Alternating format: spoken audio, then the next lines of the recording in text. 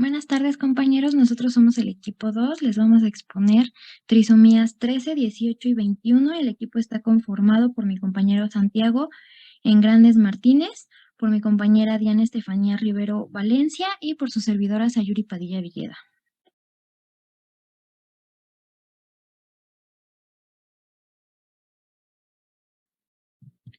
Buenos días a todos. ¿Sí me escuchan? Sí. Sí. Bueno, vamos a empezar con estas enfermedades que corresponden o pertenecen a una clasificación en los libros de genética que son conocidos como los trastornos autosómicos y se les denomina también a estas enfermedades aneuploidías autosómicas. Y este nombre se debe porque se le denomina así a aquellas células que contienen cromosomas individuales ausentes, una monosomía o adicionales, en el caso de las trisomías, que son las que vamos a ver el día de hoy. Siguiente, por favor. Bueno, es importante saber que la causa más frecuente de la aneuploidía es un mecanismo llamado la no disyunción, es decir, el fallo de los cromosomas al dividirse de manera normal durante la meiosis 1 o 2. Y de esta manera nos va a dar lugar este mecanismo como resultado a un cigoto monosómico o trisómico. Siguiente, por favor. Y bueno, aquí les puse un esquemita, una imagen que nos muestra el mecanismo de la no disyunción. En la no disyunción meiótica, dos cromosomas homólogos migran a la misma célula hija en vez de separarse, como debería ser normalmente, y migrar a cada una de las células hijas. Y esto como resultado, pues nos produce hijos monosómicos o trisómicos. Siguiente, por favor. Y bueno, según la bibliografía, hay únicamente 3 trastornos cromosómicos bien definidos y estudiados claramente, que no son mosaicos y que además son compatibles con la supervivencia postnatal y consisten en una trisomía de un autosoma completo. Los autosomas son los cromosomas que no nos dan el sexo, es decir, del 1 al 22. Y en este caso, las 3 definidas es la trisomía 13, que es el síndrome de Pato, también se le conoce así, la trisomía 18, el síndrome de Edwards, y la trisomía 21, o mejor conocida como el síndrome de Down. Siguiente, por favor. Y bueno, vamos a comenzar con la trisomía 13, también llamada síndrome de Pato. Siguiente, por favor. Bueno, este síndrome, esta enfermedad fue descrita por el doctor Klaus Pato, de ahí el nombre, en el año de 1960, y es una trisomía bastante infrecuente. De las 3 es la tercera. La última, perdón por la redundancia. Es un trastorno cromosómico grave causado por una copia extra del cromosoma 13. Y bueno, la nomenclatura sería 47XY más 13. Siguiente, por favor.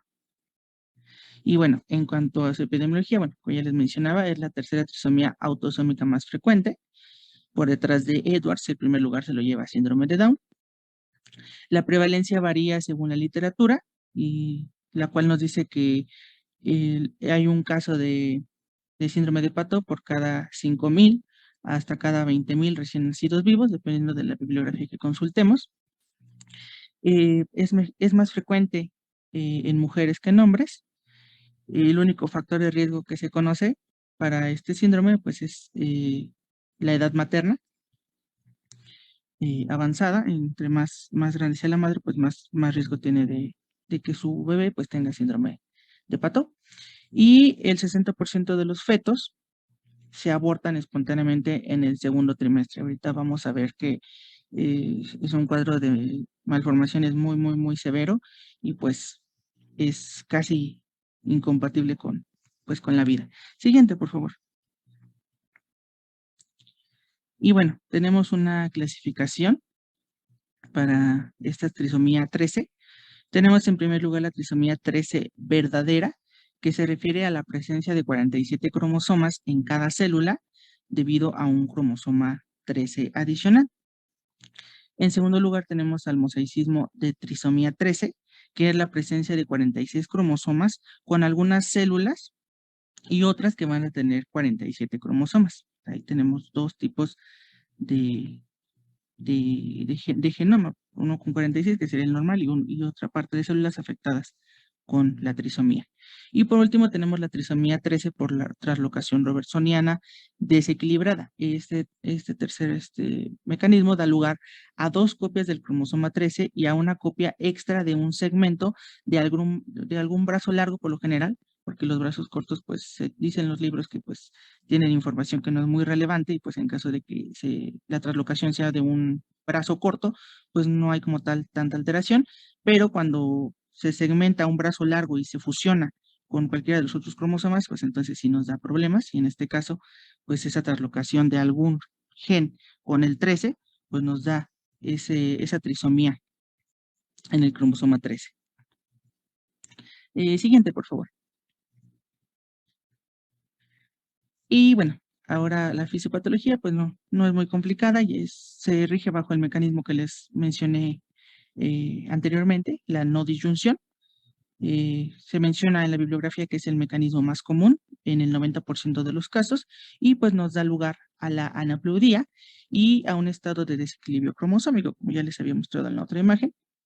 No, la meiosis 1 o 2 no se lleva a cabo correctamente, los cromosomas no se separan y cuando, bueno, esta imagen nos representa en el caso de gametos, porque en la, ¿cómo se llama? Perdón, en la trisomía 13, como es un gen que no requiere de un gameto, pues únicamente no se separa adecuadamente y eso es lo que nos da la trisomía 13, se crea una copia extra. Pero bueno, esta imagen nada más es para ilustrar el mecanismo de la no disyunción. Siguiente, por favor. Y bueno, ahora pasemos al cuadro clínico. Y bueno, se menciona que en el recién nacido con trisomía 13 presenta un cuadro polimalformativo que orienta de manera rápida a la sospecha diagnóstica. En diferentes literaturas que consulté, mencionan que existe una triada clásica que consiste en micro o anoftalmia, labio y paladar hendido y la polidactilia postaxial. Es decir, estos niñitos pues nacen con un dedo de más generalmente, o pueden ser más. Siguiente, por favor. Esa es la triada clásica. Sin embargo, se dice, o en otros artículos un poco más recientes que consulté, la presentación clínica en pacientes con la trisomía 13, el síndrome de Pato, puede ser bastante variable. Y describen que las anomalías observadas del 50 a más del 50% de los pacientes con esta trisomía incluyen alteraciones en el sistema nervioso central, como holoprosencefalia, con un desarrollo incompleto del cerebro anterior y los nervios olfatorio y óptico, lo que nos da además una discapacidad intelectual grave e incluso sordera. Como ven en la imagen D, ese es el cerebro de un bebito con trisomía 13 y pueden ver que le hacen falta surcos, que los hemisferios no están divididos. Esto es a lo que se refiere con la holoprosencefalia. Siguiente, por favor. Ahora, también podemos encontrar diversas alteraciones en lo que es el cráneo y la cara, como pueden ser los defectos del cuero cabelludo, lo que se conoce como aplasia cutis, que lo pueden ver en la imagen superior derecha. Podemos encontrar también pabellones auriculares, en el cual se van a buscar ciertas moléculas, ciertas sustancias. En el primer trimestre se busca la proteína plasmática A asociada al embarazo y la fracción beta de la hormona gonadotropina crónica humana. Y estas suelen estar disminuidas. Posteriormente se hace otras pruebas en el segundo trimestre donde se busca otras hormonas como la inhibina A, otra vez se mide la fracción beta de la hormona gonadotropina humana, también la alfa beta fetoproteína, y en esta tabla pues nos trata de esquematizar los hallazgos, cómo deben de estar, y en base a esos resultados, de qué trisomía podemos sospechar. En el caso de la 13, la proteína plasmática A asociada al embarazo se encuentra baja, la fracción beta se encuentra baja, La alfa-fetoproteína sin cambios, el estriol sin cambios, la segunda toma de la fracción beta de la hormona sin cambios y la inhibina A sin cambios. Y pues pueden observar que en las otras trisomías los resultados son diferentes.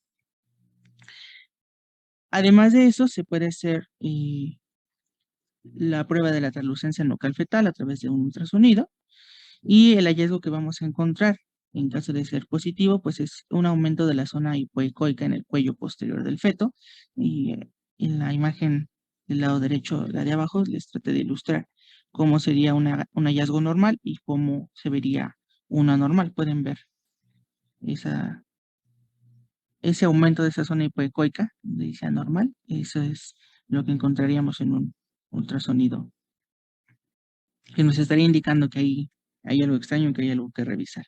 Y bueno, esa translucencia nucal fetal se realiza entre las semanas 11 a 13 de gestación. Siguiente, por favor.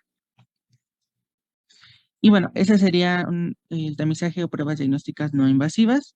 Tenemos otras que son las pruebas diagnósticas invasivas y que son básicamente las certezas y que nos confirmarían el diagnóstico.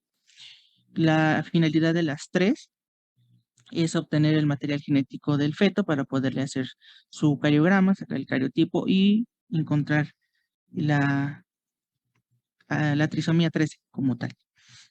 Y bueno, estas pruebas consisten en la muestra de vellosidades coriónicas.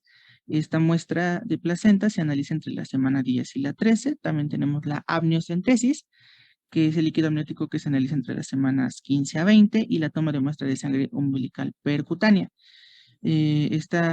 La sangre del cordón umbilical se analiza entre las semanas 18 a 22 y nos refiere que hay un 2% de riesgo de pérdida fetal en estos procedimientos por la invasión. Hay un test también que se puede realizar de buscar el material genético del bebé en la sangre de la madre, que no es invasivo, pero la bibliografía menciona que tiene un margen de error, o sea, puede dar un resultado negativo y después cuando llegue el nacimiento, pues vemos que el bebé pues, nace con las alteraciones. Entonces no es 100% confiable, certero, a diferencia de estas pruebas invasivas que pues nos dan básicamente el 100% de, de encontrar la trisomía. Siguiente, por favor. Y bueno, como ya les mencionaba, la finalidad de estos métodos es obtener el cariotipo fetal, que es nuestra prueba confirmatoria, que nos confirma nuestro diagnóstico. Y bueno, en esta imagen, ahí donde está la flechita roja, pues pueden apreciar que está el cromosoma 13 extra, la copia extra que nos está dando este síndrome de Pato. Siguiente, por favor. Y bueno, el tratamiento a grandes rasgos, de manera general, es planificar el parto en un centro especializado con un neonatólogo, tratamiento de soporte, es decir, diferentes intervenciones dependiendo del tipo de anomalías que presente el bebé, todas las descritas anteriormente en el cuadro clínico, y cuidados paliativos.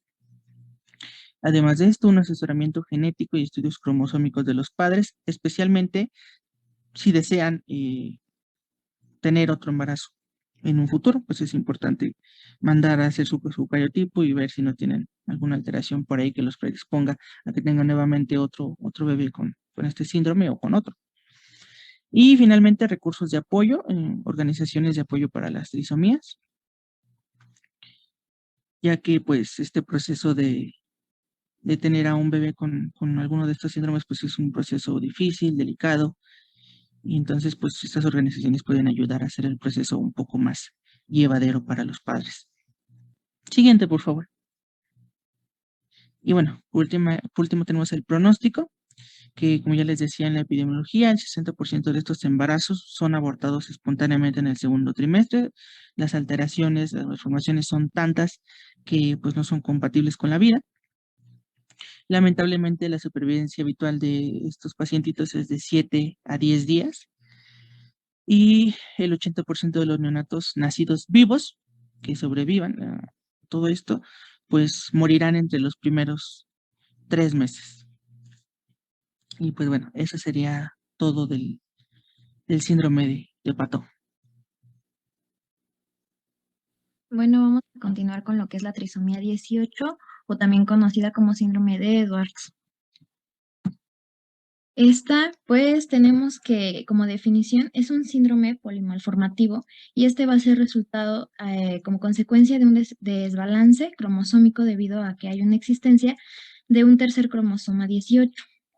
En 1960 fue descrito por John Hilton Edwards la relación que había entre el conjunto de anormalidades y una trisomía autosómica.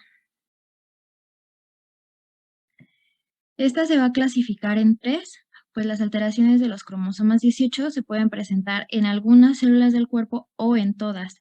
Esto pues va a depender de la presentación. En este caso tenemos la trisomía 18 completa o clásica y pues esta es la más común que se va a presentar, ya que en esta pues existe una tercera copia del cromosoma 18 en todas las células. También tenemos la trisomía 18 parcial o de translocación, y pues esta es la existencia de una parte del cromosoma 18 extra, ya puede ser unido a otro cromosoma en las células. Y finalmente tenemos la trisomía 18 en mosaico, y esta pues es la menos común, ya que en esta existe una tercera copia del cromosoma 18 solamente en algunas células. Dentro de su epidemiología tenemos que es la trisomía, la segunda trisomía más frecuente. Como prevalencia tenemos que es un caso por cada 3.600 a 8.500 nacidos vivos. Se presenta con mayor frecuencia en Norteamérica, Europa y Australia. Y pues va a tener un predominio en el sexo femenino 2:1 en proporción a los hombres. Dentro de su etiología, principalmente, pues la no disyunción meiótica es su principal causa. Posterior a esto, pues la edad materna mayor a 40 años va a ser considerado como el principal factor de riesgo y la mayoría de estos casos ocurre de nuevo. Posteriormente, pues también puede ser cuando ya haya casos dentro de la misma familia. Y bueno, para la fisiopatología, esta trisomía se va a deber a la no disyunción, como ya lo mencionaban anteriormente. La no disyunción, pues va a ser la falla en el emparejamiento o separación normal de lo que son los cromosomas, principalmente durante la meiosis 2. A diferencia de las otras dos trisomías, se dan en la meiosis 1, esta pues no, se da en la meiosis 2. ¿Cuándo va a ocurrir una no disyunción? Pues cuando los cromosomas no se emparejan, cuando los cromosomas se emparejan en forma correcta, pero se separan de una forma prematura, y pues cuando no se separan. En este caso, la trisomía 18 va a ser cuando se emparejan en forma correcta, pero se van a separar en una forma prematura.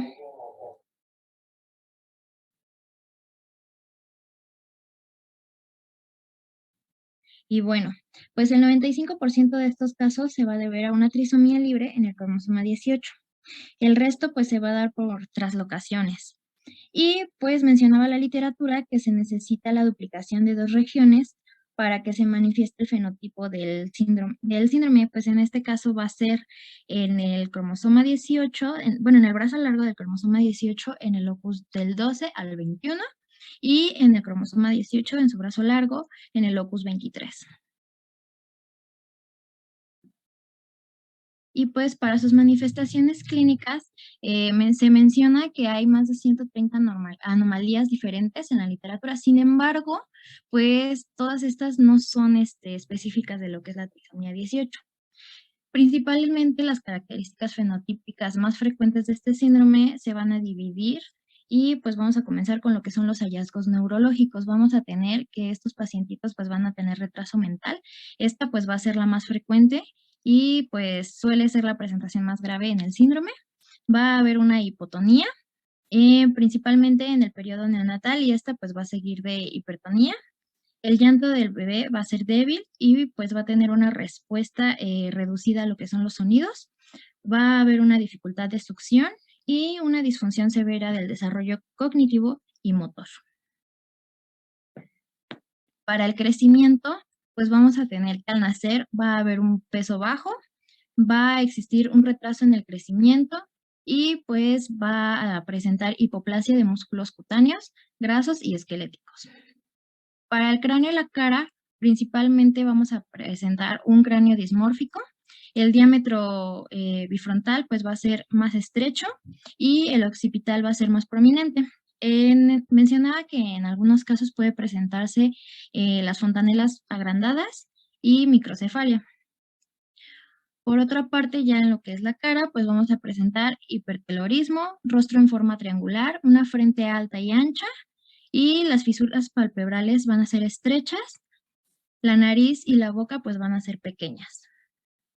Además de esto, pues vamos a presentar un paladar estrecho y alto, como lo podemos ver en la imagen superior derecha. Vamos a tener la micrognatia, unas orejas displásicas y con implantación baja, y solamente en el 5% se va a presentar el labio leporino o el paladar hendido. Y dentro de las menos frecuentes, pues les voy a mencionar algunas porque son bastantes, pues van a ser las fontanelas anchas. Dentro de las anomalías oculares, pues van a haber opacidades corneales, cataratas, glaucoma, esclerótica azul, fisuras palpebrales oblicuas, estrabismo y pues nistagmo.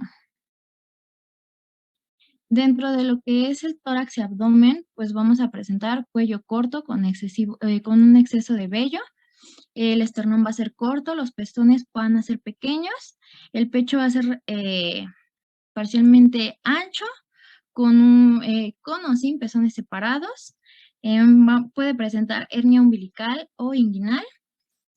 Además de esto, pues puede presentar diástasis en los músculos rectos, una pelvis estrecha y pues limitación en la abducción de la cadera.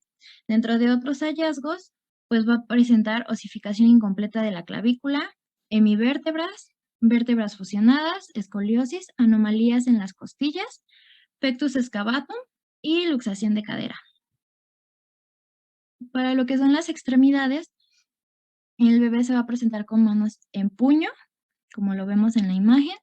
Va a haber una superposición del segundo dedo sobre el tercero y del quinto sobre el anular, como lo vemos en la imagen de al lado. También con menor frecuencia, pues van a faltar los dedos 3 y 4. Por otra parte, pues vamos a tener unas hipoplásicas, o sea, muy pequeñas, un pie sambo, como lo podemos ver en la imagen de abajo, o también llamado pie valgo, equinovaro, perdón. También se va a presentar lo que es el pie en forma de mecedora, como no se alcanza a distinguir bien en la imagen, pero pues la parte de los deditos va como hacia arriba. Se va a observar un calcáneo prominente y pues puede haber, como ya les decía, pie en mecedora, además de sindactilia en el segundo y el tercer dedo del pie. Y pues es un hallazgo común, como lo podemos ver en esta imagen. En los genitales, para los hombres podemos presentar criptorquidia, hipospadia y un micropene. Y en el caso de las mujeres va a haber una hipertrofia del clítoris con una hipoplasia de lo que son los labios mayores y los ovarios. Además de esto, también pueden presentar una disgenesia ovárica o gonadal y pues un útero bífido. Y para la piel, pues vamos a presentar principalmente el hirsutismo en lo que es la frente y la espalda, y un cutis en marmorata, como podemos ver, es esta imagen de aquí, se ve como una manchita roja, y los hemangiomas. Perdón, la piel marmorata es esta de los piecitos, es como que una exaltación de lo que son las venitas, y los hemangiomas son la parte de la manchita roja. Y bueno, vamos a encontrar malformaciones en otros órganos internos, principalmente en el sistema nervioso central con el 30%, y vamos a observar una hipoplasia cerebelosa y anomalía de lo que es el cuerpo calloso. Dentro de otras anormalidades vamos a tener una hidrocefalia, una anencefalia, un mielomeningocele y una parálisis facial. Dentro de las anomalías cardíacas o malformaciones, pues vamos a tener defectos del tabique ventricular y un conducto arterioso permeable y cardiopatía polivalvular. Dentro de lo que son los órganos abdominales, pues vamos a presentar atresia esofágica, onfalocele, estenosis de píloro, riñones en hendidura, riñones poliquísticos, ectopía o hipoplasia del riñón, una agenesia renal, hidronefrosis, hidrouréter y duplicación ureteral. Y pues bueno, para su diagnóstico principalmente es la prueba de cariotipo. Esta pues nos va a mostrar una trisomía parcial o completa del cromosoma 18, como lo podemos ver en la imagen. Por otra parte tenemos lo que es la hibridación fluorescente in situ o conocida como FISH y la hibridación genómica comparativa que se denomina CGH, perdón, y pues estas se van a utilizar principalmente para detectar a pacientes con trisomía 18 en situaciones especiales como lo es el diagnóstico rápido en los recién nacidos y un diagnóstico prenatal. Por otra parte, tenemos la ecografía fetal. Esta pues se va a realizar antes de la semana 20 de gestación y pues esta nos va a ayudar a detectar efectos cardíacos que sean sugestivos de lo que es la trisomía 18. Se considera que es más sensible si se realiza después de la semana 16 de gestación. Y bueno, vamos a encontrar actualmente menciona la literatura que se encuentra un signo llamado dedo de puntero, como lo podemos ver en la imagen. Bueno, dentro de las pruebas invasivas, pues vamos a tener la muestra de vellosidades coriónicas. Esta se va a realizar desde la 11 a la 14 semana de gestación. Por otra parte, tenemos la amniocentesis, que se va a realizar de la 15 a la 20 semanas de gestación. Y finalmente, pues la muestra percutánea de sangre del cordón umbilical. Y como ya lo mencionaba antes mi compañero, pues existe una prueba bioquímica que se va a realizar a través del suero materno. Y pues esta se va a realizar en lo que es el primero y el segundo trimestre del embarazo. Como ya veíamos, pues en la trisomía 18 vamos a estudiar principalmente a la fracción de la beta-gonadotropina coriónica humana, al, em, al fetoproteína, perdón, y al estriol no conjugado. Estas pues se van a encontrar disminuidas en cualquier en cualquier momento del estudio. Y pues de diagnóstico sería todo. Y finalmente, pues para su pronóstico, tenemos que la mayoría de estos fetos con el síndrome de Edwards no sobreviven hasta lo que es el final del periodo gestacional. Em, en el caso de los bebés que nacen vivos van a tener un mal pronóstico y pues la literatura mencionaba que la mediana de supervivencia pues nos reporta que oscila entre el 2.5 al 14.5 días de vida. En el 55 al 65% de los recién nacidos que son afectados pues van a morir durante lo que es la primera semana y el 90% van a morir a los 6 meses. Posteriormente, del 5 al 10% van a llegar al final del primer año de vida. Y pues esto sería todo de la trisomía 18. Bueno, ahora vamos a continuar con la trisomía 21, también conocida como síndrome de Down. Y bueno, tenemos que se considera que es un trastorno cromosómico más frecuente. La siguiente, por favor. Bueno, tenemos que el síndrome fue descrito inicialmente por primera vez por Landon Down en 1866, la cual dos características notables de su distribución poblacional llamaron su atención. Inicialmente, pues fue la edad materna avanzada y posteriormente fue una distribución peculiar en la familia, ya que había concordancias en gemelos monocigotos y discordancias casi completas en gemelos dicigotos y otros miembros de la familia. Posteriormente, en 1930, se descubrió que una anomalía cromosómica podía explicar lo que es esta patología, pero no fue, sino que hasta en 1959 se descubrió que la mayoría de los niños que presentaban síndrome de Down poseían 47 cromosomas y que el cromosoma extra era un pequeño cromosoma acrocéntrico que desde entonces se designó como el número 21. Bueno, dentro de su epidemiología tenemos que la trisomía 21 tiene una incidencia de 1 por cada 750, 800 recién nacidos vivos y la incidencia de trisomía 21 aumenta con la edad materna. También se considera que aproximadamente el 5% presenta muerte fetal más allá de las 20 semanas de gestación. La siguiente, por favor.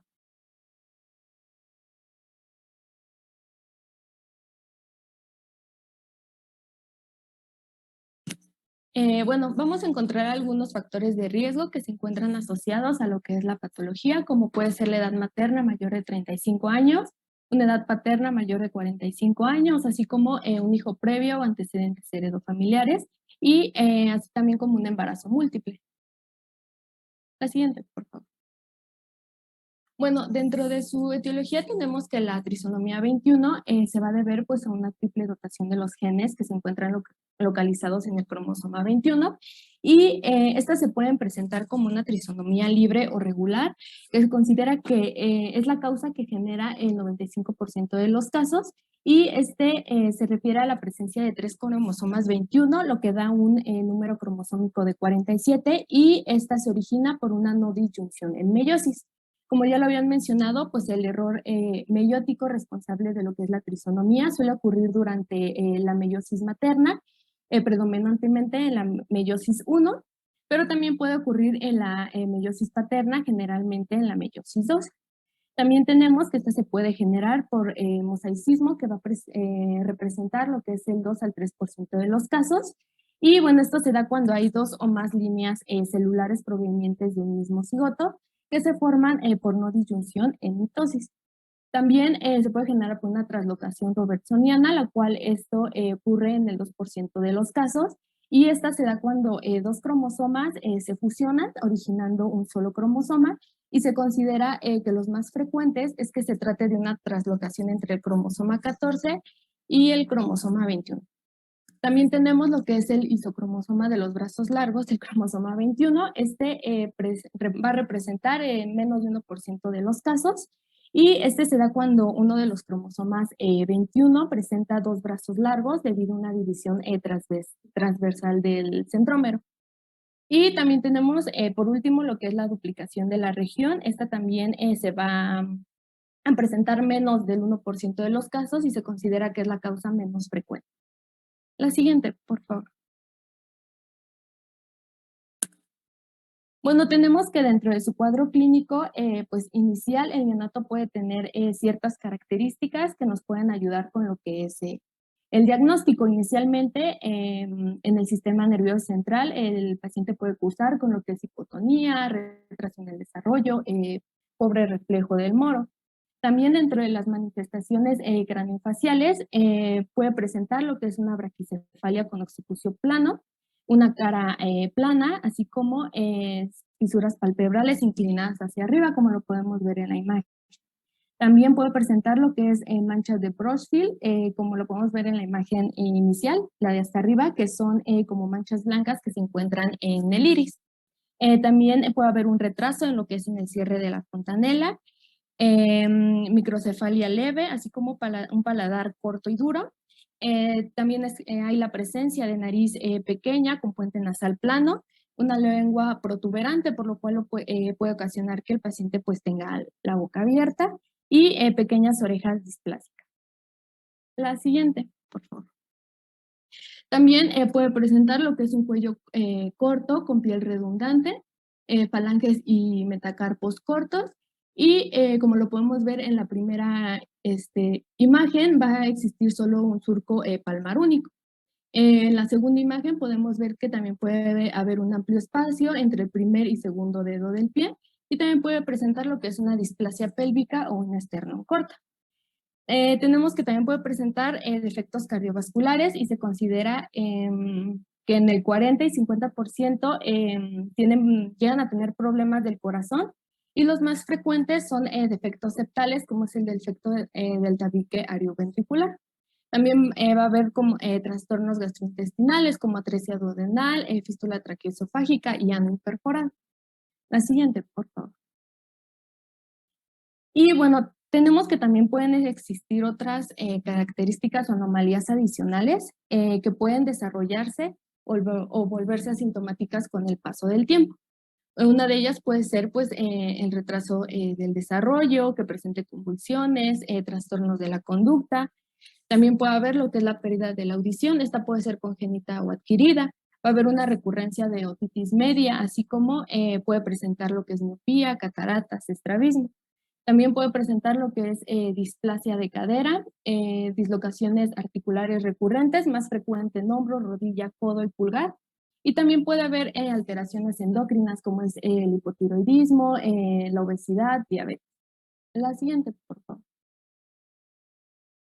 También tenemos que puede presentar alteraciones hematológicas como una leucemia linfocítica aguda y durante su crecimiento puede haber retraso en la erupción de los dientes, puede presentar lo que también es apnea obstructiva del sueño y también infecciones frecuentes como es sinusitis o hasta neumonía. La siguiente, por favor. Bueno, dentro de su diagnóstico lo podemos dividir en dos, que puede ser postnatal y prenatal.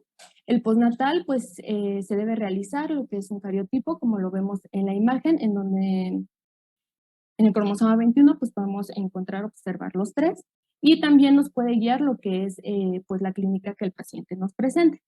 Dentro del diagnóstico prenatal, como ya lo ha venido mencionando mis compañeros, pues se van a realizar mediciones, en este caso de la gonotropina coriónica humana, de la proteína plasmática A y de la medición por ultrasonido de la translucencia nucal. En este caso, en la gonotropina coriónica, esta se va a encontrar 2 veces más alto en el embarazo que se encuentra o que están pasando por el síndrome de Down, y esta se puede analizar en forma libre o total. En su forma libre se recomienda realizar esta prueba entre la semana novena y terciava de gestación, y en su forma total se recomienda realizar la prueba entre la 11ª y tercera semana de gestación. También de la proteína plasmática A los niveles los vamos a encontrar bajos y se recomienda realizar esta prueba entre la novena y tercera semana de gestación. Y en la translucencia nucal, esta se refiere, pues, como ya lo había mencionado mi compañero, al espacio hipocoico en el cuello fetal posterior. Vamos aquí a medir lo que es el grosor por ultrasonido y se recomienda realizarlo en lo que es en la 10ª y tercera semana de gestación. También va a haber otros marcadores séricos y ecográficos que nos van a ayudar con lo que es su diagnóstico. También podemos evaluar o medir lo que es el factor de crecimiento placentario y el alfa-fetoproteína, lo cual los podemos encontrar disminuidos. Y también se pueden ocupar pues marcadores ecográficos como es el hueso nasal ausente. La siguiente, por favor. Bueno, aquí les dejo una tablita donde están los marcadores que se pueden realizar en el primer y segundo trimestre. Y también tenemos otras pruebas adicionales que son pruebas diagnósticas invasivas, en el cual tenemos la aminocentesis. Esta se debe realizar entre la 16 a la 20 semana de gestación y esta va a consistir en la obtención de 10 a 20 mililitros de líquido amniótico por medio de una punción transabdominal. Esta puede tener algunas complicaciones como es la salida de líquido amniótico, entre otros. También tenemos lo que es la biopsia de vellosidades coriales. Esta se obtiene tejido coriónico y se recomienda realizar entre la semana 9 y la tercera semana de gestación. Y también tenemos lo que es la cordocentesis, que consiste en la punción de la vena umbilical bajo visualización ultrasonográfica para la obtención de lo que es la sangre fetal. Y bueno, esto sería parte del diagnóstico. La siguiente, por favor. Bueno, dentro de su tratamiento, tenemos que pues requiere un enfoque organizado para realizar lo que es una adecuada evaluación y control de las anomalías que se llegan a presentar y también pues para realizar lo que es la prevención de patologías que se lleguen a agregar. Inicialmente pues se debe ir valorando lo que es el crecimiento. Esto se debe valorar por las tablas de crecimiento estándar del Centro Nacional de Estadística de la Salud o de la OMS y se deben de controlar lo que son las alteraciones del crecimiento que se encuentran asociadas, por ejemplo, a hipotiroidismo o a la enfermedad celíaca. También tenemos que un objetivo de llevar lo que es el control del crecimiento, pues va a ser la prevención de la obesidad, y aquí pues se debe incluir lo que es una atención a la dieta y la promoción a lo que es la actividad física. También tenemos que hacer una evaluación de cardiología pediátrica. Aquí debemos incluir lo que es un ecocardiograma, para detectar si existe cardiopatías congénitas y realizar lo que son monitoreos cardíacos durante la adolescencia y posteriormente durante la edad adulta para detectar, en este caso, si existe un prolapso de la válvula mitral o insuficiencia aórtica. También hay que realizar exámenes pues de la audición, en este caso para recién nacidos, y exámenes de la audición continuo durante la infancia, y en este caso de que el paciente presente continuamente lo que es una otitis media, pues controlarla, ya que se considera que pues es una causa muy común de pérdida de la audición. En la visión se debe de llevar lo que es una evaluación oftalmológica antes de los 6 meses de edad y posteriormente una vez al año para detectar en este caso si existe o se presenta un trastorno oftalmológico. También va a ser importante realizar pruebas de función tiroidea, en este caso si el paciente llega a presentar lo que es hipotiroidismo, y también realizar lo que es un hemograma completo y diferencial al nacer para evaluar si existe a lo mejor trastornos mieloproliferativos, y también llevar lo que es un monitoreo continuo para detectar signos de leucemia. La siguiente, por favor. Y bueno, tenemos que dentro de su pronóstico esto va a variar según las complicaciones que el paciente presente, pero se considera que la tasa de supervivencia general a 5 años es superior al 90% y tiene una expectativa de vida promedio que supera los 60 años. También se considera que la mayoría de los adultos con síndrome de Down pueden realizar actividades de la vida diaria.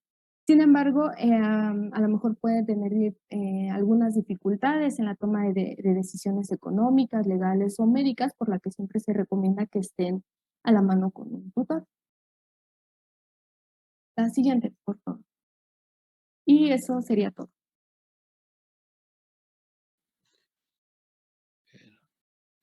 ¿Alguna duda, alguna pregunta con sus compañeros antes de que pasen a lo que es el caso clínico?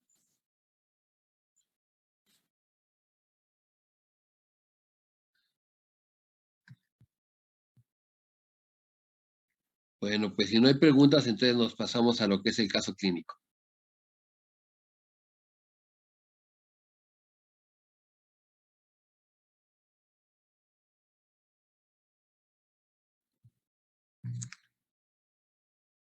Bueno, se los leo.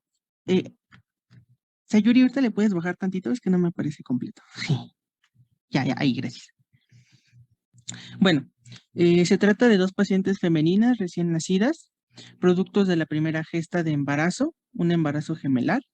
La madre tiene 28 años y el padre tiene 30 años de edad.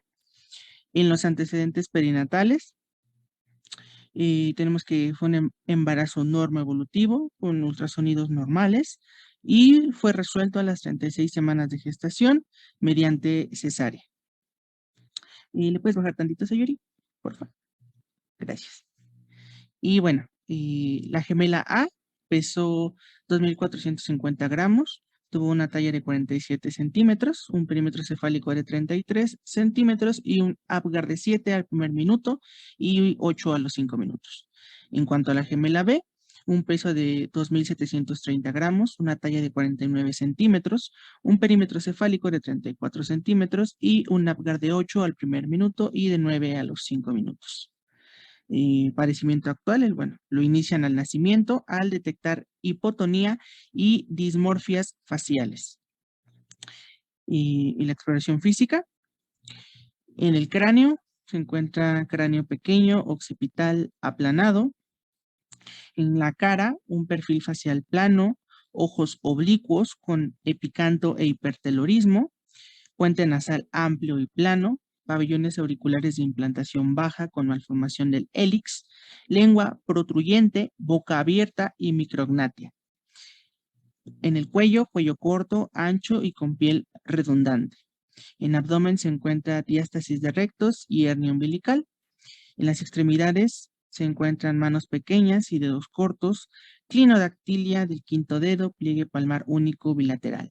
Y en la piel se encuentra una piel laxa y marmórea. Y en el examen neurológico se encuentra hipotonía e hiporreflexia. Y bueno, ese es básicamente el caso.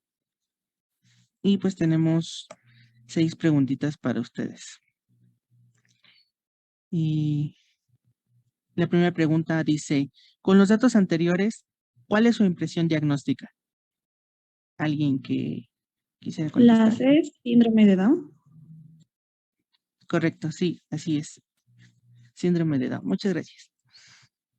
Bueno, la pregunta número 2 nos dice, bueno, nos pregunta, ¿qué datos considera importantes para sospechar dicho diagnóstico? ¿Alguien que guste contestar? ¿Que nos haya dormido?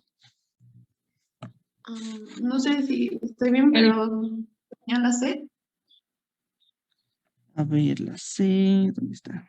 Estoy medio ciego, perdón. Ah, gracias. Hipertelorismo, puente nasal amplio y plano, cuello corto e hipotonía. Sí, así es. Sería la C. Muy bien, gracias. La número 3 dice, ¿puede identificar algún factor de riesgo para esta enfermedad en el caso clínico? ¿Alguien ¿Podría que ser guste la A? contestar?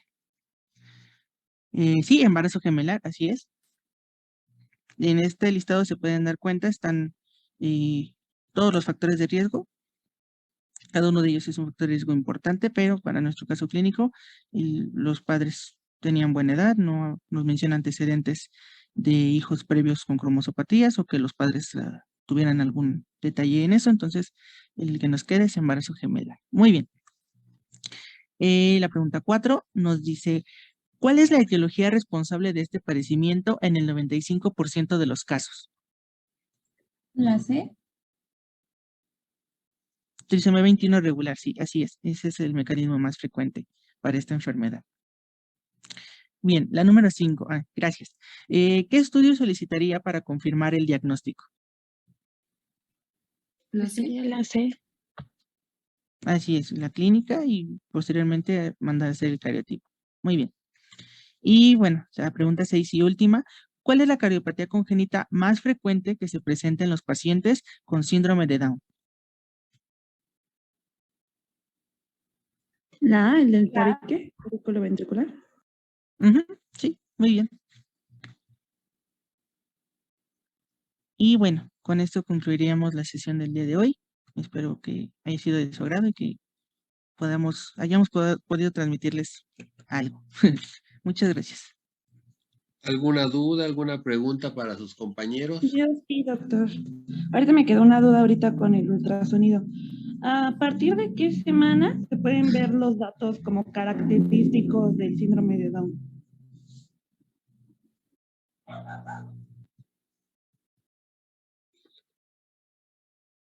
¿Tú les vas a responder, Santiago? Ah, ¿O quién?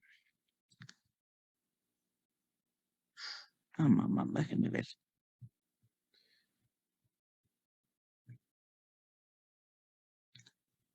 Digo, porque me queda ahorita la duda porque según el caso clínico, pues los ultrasonidos habían sido normales, ¿no? Entonces, sí me queda así como a partir de qué semana. Sí A pueden partir notar de que la no hay semana, perdón, a partir de la semana 10 a 14 del embarazo.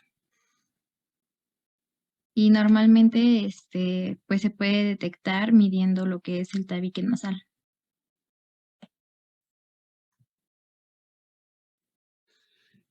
El caso clínico, ¿de dónde lo tomaron? Digo, Ya, considerando ese dato del ultrasonido normal. de una página de la UNAM. ¿Son casos clínicos que suben los académicos ahí, cualquier persona, o Sí, era un caso para ejemplificar? no, es la presentación de unos académicos, de 2 doctoras, me parece. Ok. Y en la discusión que hacen del caso, ¿mencionan algo al respecto de eso de los ultrasonidos? No, no lo mencionan. De hecho, te dan el caso y enseguida dan como tal la presentación del tema como lo dimos, pero no ponen ahí alguna acotación que nos haga mención de los ultrasonidos. Ok.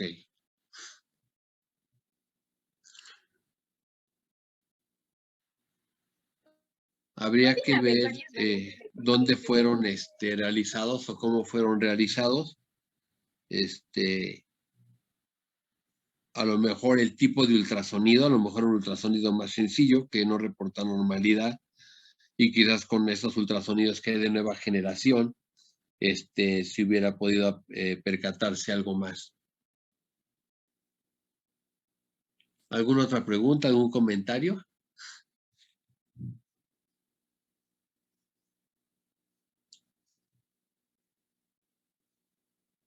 ¿no? Bueno. Entonces, ya recibí las clases de vasculitis y de dermatomyositis polimiositis. Ya en el transcurso del día las reviso y les doy respuesta con la revisión. Y entonces mañana solamente veo a sus compañeras en rotación. ¿Ok? Me parece que mañana tienen clase con la doctora López o con la doctora Areli.